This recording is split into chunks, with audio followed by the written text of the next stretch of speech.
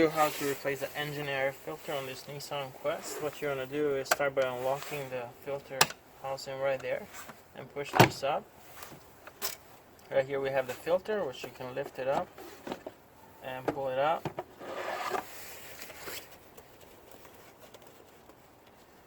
Now we're getting ready to reinstall the new filter.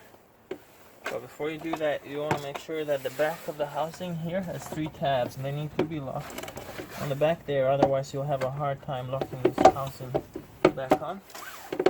So make sure you push back down on the back, and then you can slide the new filter in.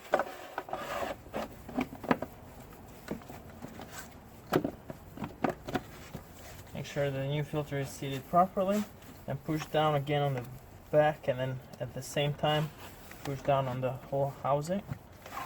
And now you can lock it. If you're having a hard time locking it, it's probably because either the filter is not in all the way or the back part of it is not locked.